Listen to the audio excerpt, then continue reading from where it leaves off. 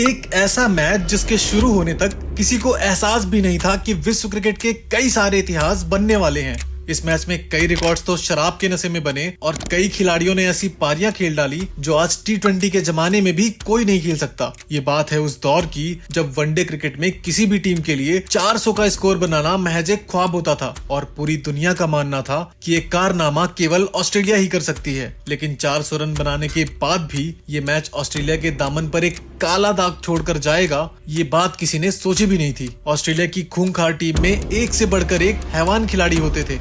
गेंदबाज एक खिलाड़ी को आउट करता तो अगला खिलाड़ी उससे भी ज्यादा खतरनाक होता था। आउट करते करते गेंदबाज थक जाते थे, लेकिन कंगारुओं की पारी खत्म होने का नाम नहीं लेती थी और इस लिहाज से ये मैच बहुत ही रोमांचक होने वाला था।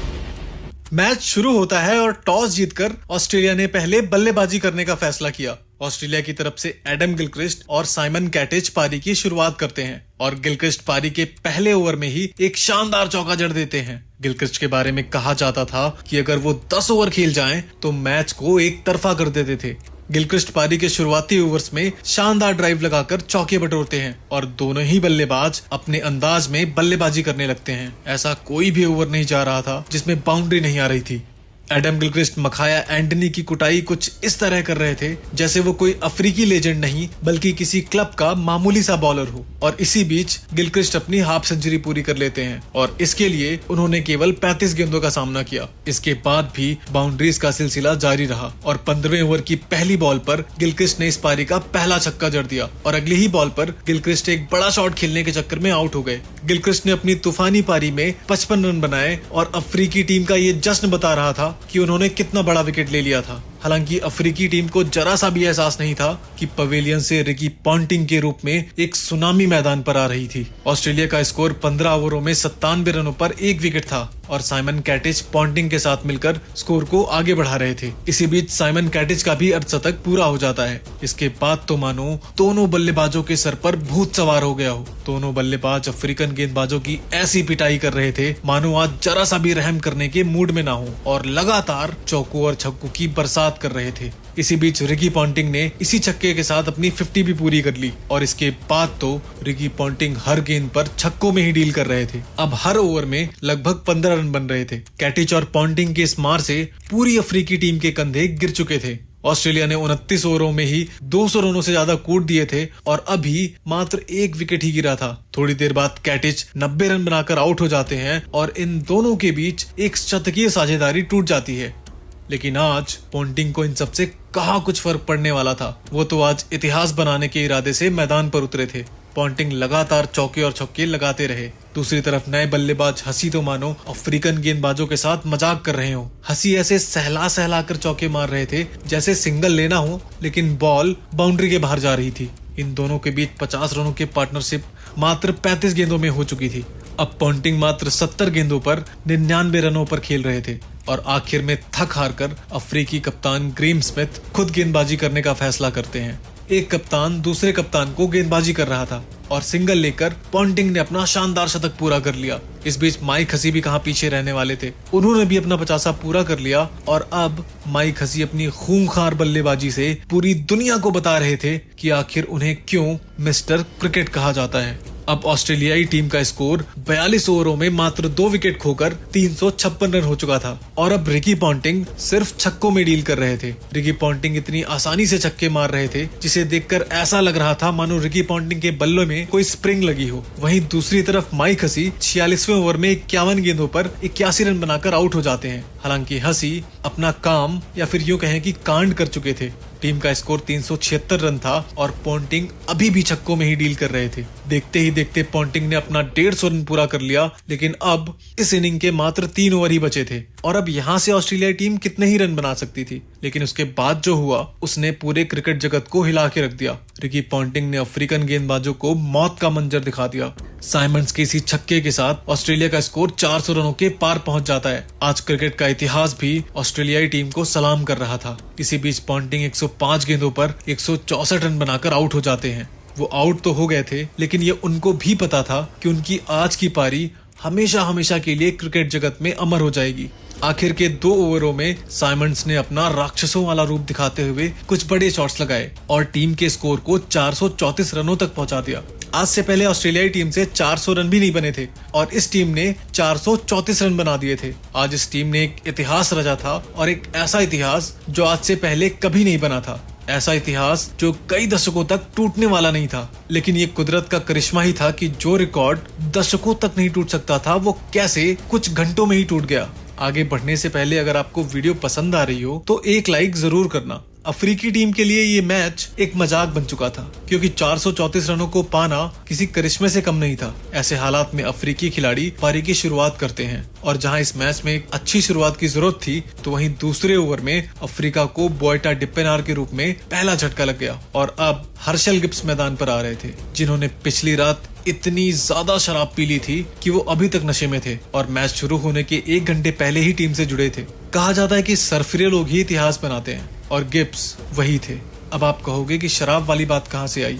कई सालों बाद ऑस्ट्रेलियाई खिलाड़ी माइक हसी ने अपनी आत्मकथा अंडरनीथ द सदर्न क्रॉस में इसके बारे में लिखा।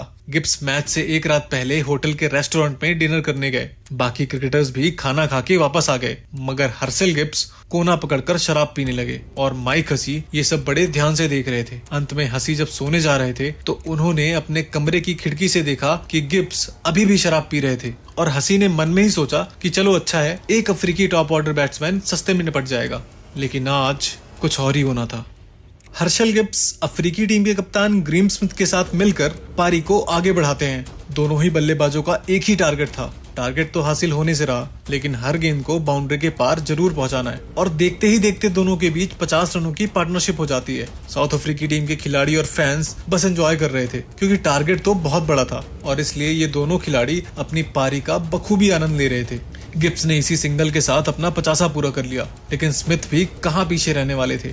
उन्होंने भी इस चौके के साथ अपने 50 रन पूरे कर लिए और इन दोनों के बीच एक शतकीय साझेदारी हो चुकी थी। टीम का स्कोर 16 ओवरों में मात्र 1 विकेट पर 116 रन था और उसके बाद ग्रीम स्मिथ की आंधी देखने को मिलती है। स्मिथ ने लगातार चौकों और छक्कों की बरसात कर दी। दूसरे छोर पर हर्षल गिब्स भी शॉट्स पे शॉट्स लगाए जा रहे थे, लेकिन उसी दौरान अफ्रीकी कप्तान ग्रीम स्मिथ 55 गेंदों पर 90 रनों की धुआंधार पारी खेलकर आउट हो जाते हैं। टीम का स्कोर 22 ओवरों में 2 विकेट पर 190 रन होता है और एक कप्तान की ऐसी बहादुर पारी देखकर बाकी खिलाड़ियों में भी कुछ कर गुजरने की उम्मीद जग जाती है।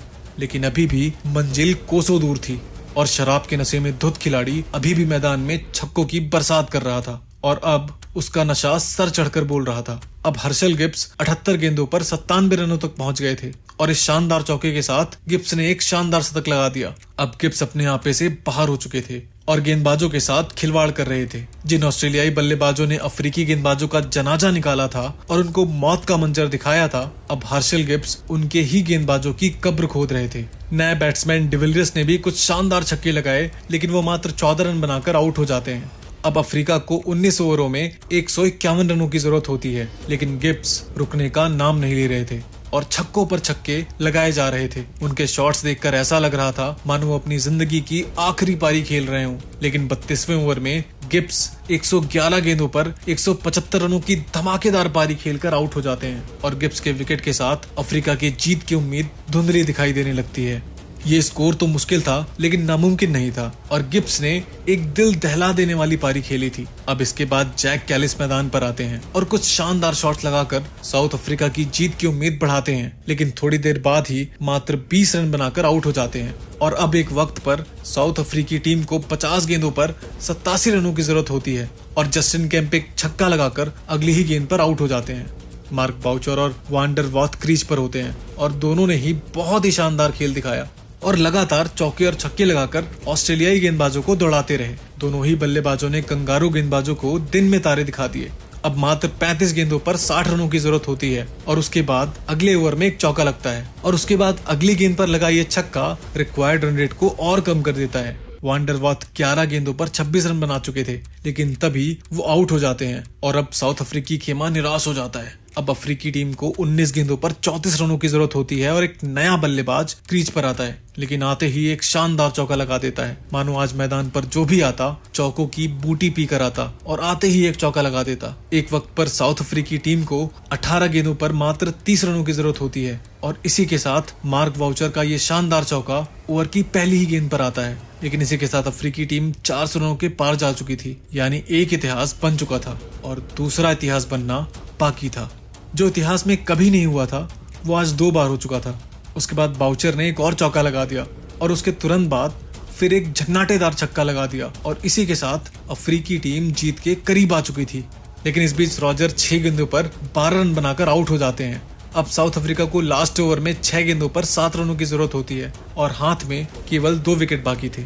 साउथ अफ्रीकी टीम इतिहास रचने को तैयार थी और पहली बॉल पर सिंगल आता है। ये मैच यहाँ तक जाएगा इसका अंदेशा किसी को भी नहीं था। जो सदियों में एक बार होता था वो आज हो रहा था और अगले ही गेंद को एंड्रू हॉल ने चौके के लिए भेज दिया। अब मानो साउथ अफ्रीकी टीम ये मैच जीत चुकी थी। साउथ अफ्रीका का खेमा खुशियां मना रहा था क्योंकि अब 4 गेंदों पर मात्र 2 रनों की जरूरत होती है। लेकिन ये मैच एक बार फिर से करवट बदलता है और एंड्रू हॉल आउट हो जाते हैं। अब इस मैच को जीतने के लिए ऑस्ट्रेलियाई टीम को मात्र 1 विकेट की जरूरत होती है और अफ्रीका को केवल 2 रनों की। हालांकि अगली गेंद पर सिंगल मिलता है और ये मैच टाई हो जाता है। लेकिन साउथ अफ्रीका के लिए अच्छी खबर ये थी कि मार्क बाउचर स्ट्राइक पर आ चुके थे और गेंद ब्रेट ली के हाथ में थी। ब्रेट ली ने 5वीं गेंद करी और उस गेंद को मार्क बाउचर ने चौके के लिए भेज दिया और इस तरह से साउथ अफ्रीका ये ऐतिहासिक मैच जीत जाता है। अफ्रीकी खिलाड़ी खुशी से पागल हो जाते हैं तो वहीं अफ्रीकी दर्शक इस जीत को देखकर रोने लगते हैं। ऑस्ट्रेलिया के 434 रनों के जवाब में अफ्रीकी टीम ने 438 रन बना दिए थे